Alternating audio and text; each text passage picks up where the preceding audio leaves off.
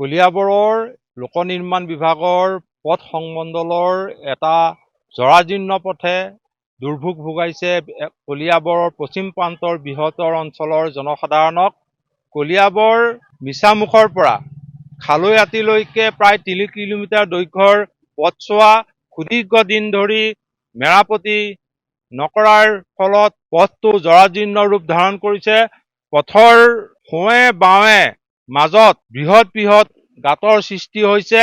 তৎসত্ত্বেও কিন্তু কলিয়াবৰ আৰু চামগুৰি ক্ষেত্ৰীয় সংমণ্ডলৰ লোক নিৰ্মাণ বিভাগৰ কোনো খা খবৰ নাই।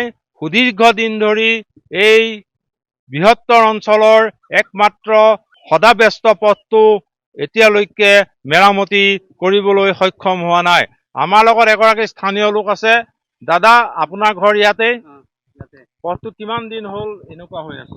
হৈছে ৩-৪ বছৰ মান হৈছে। মেৰামতি কৰা নাই। বিৰাট অসুবিধা অসুবিধা হৈ আছে। ক'ৰ পৰা ক'লৈ গৈছে? এইটো মিছা পৰা একদম সেইফালে শিৱস্থানলৈকে গৈ আছে পথটো। ৰাস্তাটো এনেকে খাল বাম হৈ আছে। আমাৰ লগত এগৰাকী দৈনিক এই পথৰে অহা যোৱা কৰা লোক আছে। হয়, পথটোৰ অৱস্থাটো কেনেকুৱা?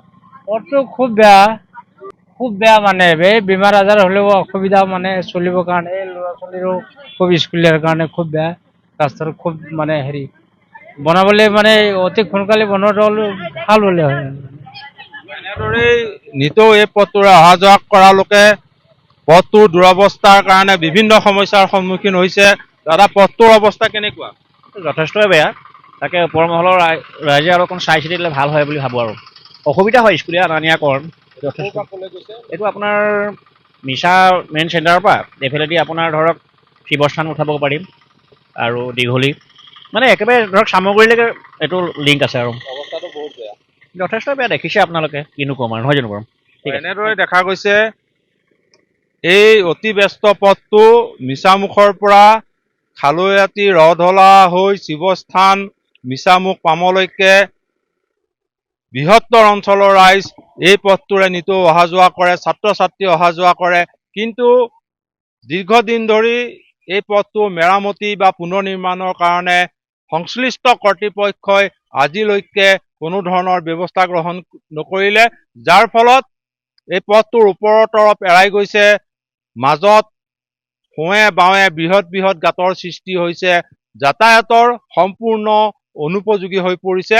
কিন্তু তৎসত্ত্বেও যেন কাণসাৰ নাই অসম চৰকাৰৰ লোক নিৰ্মাণ বিভাগৰ পথ সংমণ্ডলৰ।